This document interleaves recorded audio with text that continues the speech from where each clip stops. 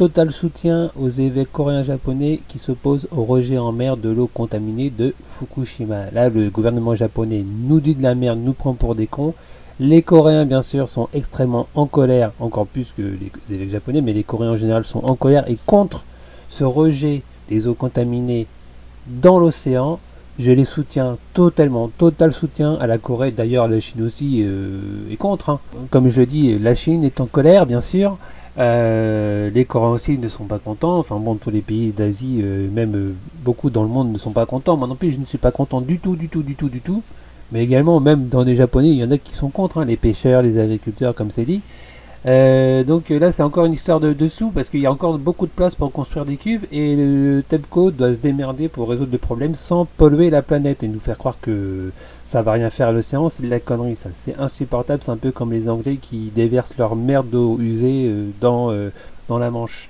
C'est le même scandale, mais en moins grave, parce que les eaux usées, bon, ça va plus vite. Bien qu'il y a des produits chimiques aussi, donc on ne sait pas combien de temps ça dure, mais je pense que le produit chimique est quand même moins nocif, parce que c'est ce qu'on utilise sur notre corps que le nucléaire.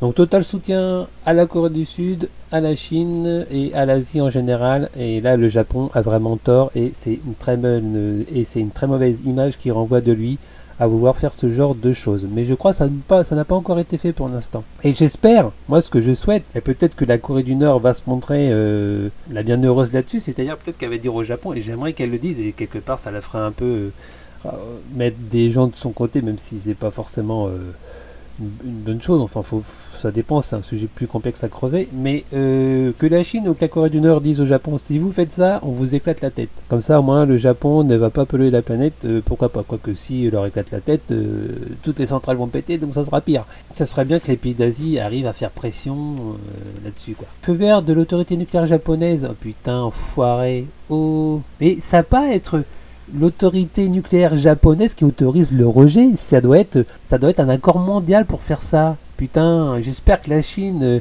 la Corée du Nord, peut-être la Corée du Sud, puis les autres pays d'Asie vont vont s'opposer vivement, ne serait-ce que même peut-être militairement, à ce genre de choses. Donc, si vous faites ça, bah, on va vous taper dessus, mes petits cocos. Là, je leur en voudrais pas. Là, je serais tout à fait d'accord avec le reste de la Chine. Enfin, le reste, je serais tout à fait d'accord avec le reste de l'Asie.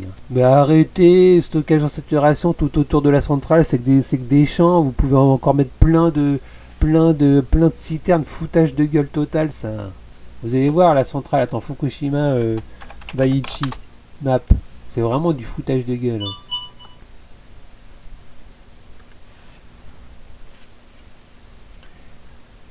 Alors, on va voir ça. Nucléaire Daiichi, non, c'est pas là, c'est TEPCO Tower machin.